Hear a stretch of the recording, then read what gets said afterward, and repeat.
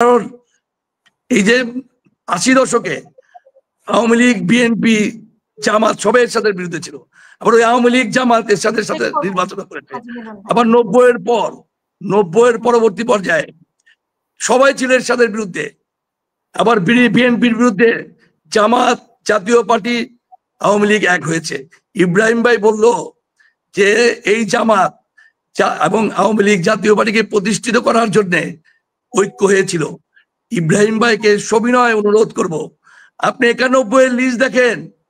যদি সেই দিন এরশাদ সাহেব নির্বাচন করতে পারতেন, এরশাদ সাহেব বাইরে থাকতেন, উনি ১৫০ সিটে নির্বাচন করে সেই সময় ৩৫টা সিট পেয়েছে, ৩৭টা সিটে দ্বিতীয় হয়েছে, ৭৫টির কাছাকাছি সিটে তৃতীয় হয়েছে। ময়মনসিংহের যে সিট ছিল সেই সিটগুলোতে অল্প সামান্য ভোটে তৃতীয় হয়েছে। ১৫০ সিটে নির্বাচন করে বিজয়ের কাছাকাছি ছিল, 18% ভোট পেয়েছে। এরশাদ যদি নির্বাচন করতে পারতো, এরশাদের প্রত্যাখ্যান নয়, ৯১ সালে এরশাদ ক্ষমতায় থাকতো।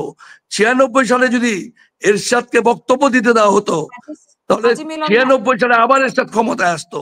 এরশাদ সাহেব সেটা দেখিয়েছে। ৯১ এবং ৯৬ উনি একমাত্র রাষ্ট্রপ্রধান যিনি জেলখানায় থেকে ৫টি করে আসনে ২বার বিজয় লাভ করেছে। পৃথিবীর ইতিহাসে এই ঘটনা ঘটেনি।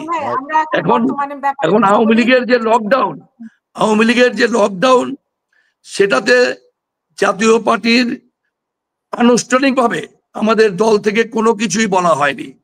আমরা এটার বিরোধিতা করি না, এটাকে সমর্থনও করি না। ব্যাপার হচ্ছে আওয়ামী লীগ লকডাউন দিয়েছে, এটা সাকসেস করবে যদি দেশের জনগণ মনে করে যে আওয়ামী লীগের সময় ভালো ছিলাম, তারা করবে। এটা আমাদের দায়িত্ব না। আমরা এটা আমাদের পার্টি থেকে আনুষ্ঠানিকভাবে আমরা কোনো বিবৃতি দেইনি। বিবৃতি দিয়েছে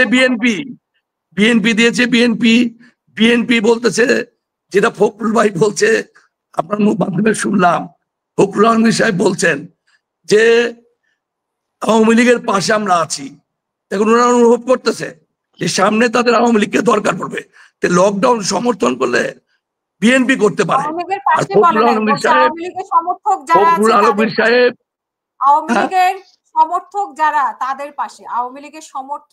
সমর্থকদের পাশে থাকার অর্থ তো আওয়ামী লীগের পাশে থাকা। সমর্থকরাই তো ভোট দিয়ে আওয়ামী লীগকে ক্ষমতায় আনবে। আওয়ামী লীগের সমর্থকরা কি আওয়ামী লীগ নির্বাচনে না গেলে তারা ভোট দিতে যাবে? যদি জাতীয় পার্টি নির্বাচন করে, জাতীয় পার্টি নির্বাচন করলে প্রেক্ষাপট ভিন্ন হতে পারে। আওয়ামী লীগের ভোটে জাতীয় পার্টি ক্ষমতায় চলে আসতে পারে। এই জন্য জামাত ইসলাম ভয় পায়, তারা নির্বাচনে আসতে দিতে চায় না। এবং ফখরুল আলমগীর সাহেবের বয়স হয়েছে, উনি আমাদের শ্রদ্ধেয় নেতা। উনার বাবা জাতীয় পার্টির মন্ত্রী ছিলেন এবং এই ফখরুল আলমগীর সাহেব বলেছেন যে এই গণ আন্দোলনে ২৪-এর আন্দোলনে আমাদের কোনো অবদান নাই। এটা উনি ভুল কথা বলেছেন। বিএনপি জামাত না নামলে এই আন্দোলনই সাকসেস হতো না। আমরা জাতীয় পার্টি তো ছিলামই, বিএনপি, ছাত্রদল, যুব দলের বহু নেতা ছিল, তারা নেমেছে বলে এই আন্দোলন সাকসেস হয়েছে। এবং ফখরুল আলমগীর সাহেব শহীদ রাষ্ট্রপতি জিয়াউর রহমানের সাথে ইউনূসের তুলনা করেন, এটা আমাকে অবাক করে। ক্ষমতায় যাওয়ার জন্য ফখরুল আলমগীর সাহেবের মতো লোক, শহীদ রাষ্ট্রপতি জিয়াউর রহমান, তার সাথে তুলনা করে ইউনূস সাহেব ক্ষমতায় আসার পর দেশের মানুষ অনেক বুক বেঁধে আশা করেছিল উনি ৬৬৫ কোটি টাকা, সাংবাদিক আজিজ সাহেবের যে রিপোর্ট, ৬৬৫ কোটি টাকা উনি উনার সুদ মাফ করেছেন। ৮৫-৮৬ বছরের মানুষ যদি দুর্নীতি করে এবং ৯২,০০০ কোটি টাকার উপরে ওনারা পাচার করেছেন। এবং উনাদের যে চেহারা, রেজাউল ইসলাম একজন মহিলা উপদেষ্টা, একদম আসিফ নজরুল, তাদের চেহারা দেখলে বোঝা যায় যে তারা কি প্রকার দুর্নীতি করছে, তারা মোটা হয়ে গেছে। এবং এই যে আসিফ নজরুল সাহেব, ওই যে যারা নাকি অসংখ্য, উনি বলেছেন ৯৫% মামলা ভুয়া। তো ৯৫% মামলা যখন ভুয়া, তা তুমি তো জানোই কারা কারা অপরাধী।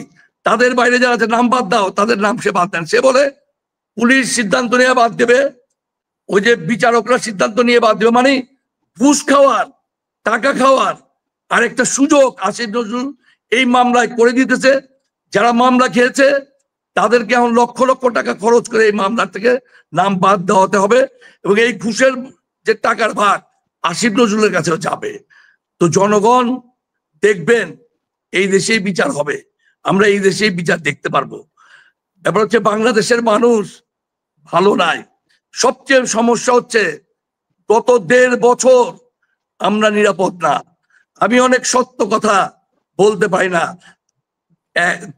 যথাসম্ভব 1 বছর 4 মাস আগে আপনার টক শোতে এসেছিলাম, আমার সাথে একটা সম্রাট ছিল, তখন আমি বলেছিলাম, সে বলেছিল আওয়ামী লীগ শেষ, আওয়ামী লীগ ধ্বংস হয়ে গেছে, আর কোনোদিন আওয়ামী লীগ আসবে না, 100 বছর আসবে না। আমি ওই সময় বলেছিলাম, তখন আওয়ামী লীগের নামও মানুষ মুখে নিতে পারতো না। আমি বলেছিলাম যে নির্বাচন যদি হয় আওয়ামী লীগ চমক দেখাতে পারবে। তারপর দিন যে আমার বিরুদ্ধে মামলা দিয়েছে, তারপর আপনি আমাকে ফোন করেছিলেন যে টক শোতে আসবো কিনা, তারপর তো টক শোতে আসা আমি বন্ধ করে দিয়েছি। আপনার অনুরোধে গত মাসে একটা টক শোতে আমি এসেছি। বাংলাদেশেও কোনো টিভিতে আমি টক শোতে যাই না, এই জন্য যাই না, তার কারণ টিভিতেও দেখবেন যে টক শো হয়, যারা আগে যেমন আওয়ামী লীগের কিছু নেতা ছিল, সব নেতারা, আমি যে টক শোতে যেতাম আমি, তখন দেখতাম অনেকে উত্তপ্ত হয়ে যেত, অনেককে মারতে যেত। আমার বেলায় এরকম দৃশ্য হয়নি, কিন্তু আমি দেখেছি অনেককে মারতে যেত।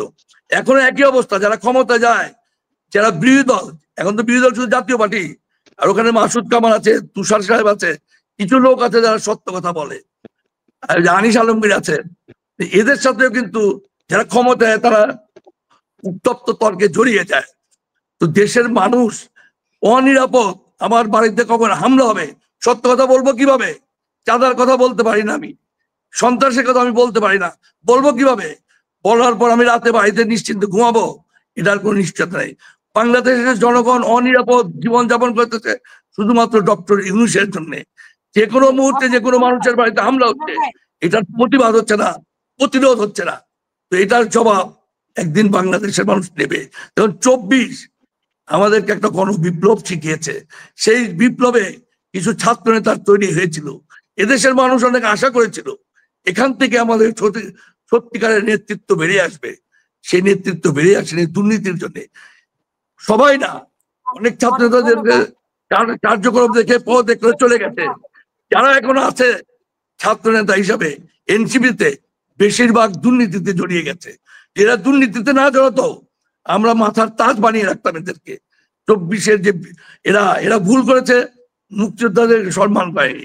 যারা মুক্তিযুদ্ধ করেছে, দেশ স্বাধীন করেছে, সেই মুক্তিযোদ্ধাকে অস্বীকার করে। আর ওই মুক্তিযুদ্ধ না থাকলে আমি তো থাকতাম না। পাকিস্তানের শোষণ, পাকিস্তানের অত্যাচার নির্যাতনে আমরা নিষ্পৃষিত হয়ে যেতাম। যাই হোক, আমার যে শেষ কথা, সেই শেষ কথা হচ্ছে দেশের মানুষ 24 থেকে শিক্ষা নিয়েছে কিভাবে আন্দোলন করতে হয়। সামনে যারাই ক্ষমতা আসবে, একটু এদিক সেদিক দেখলে জনগণ আবার রাস্তায় নামবে।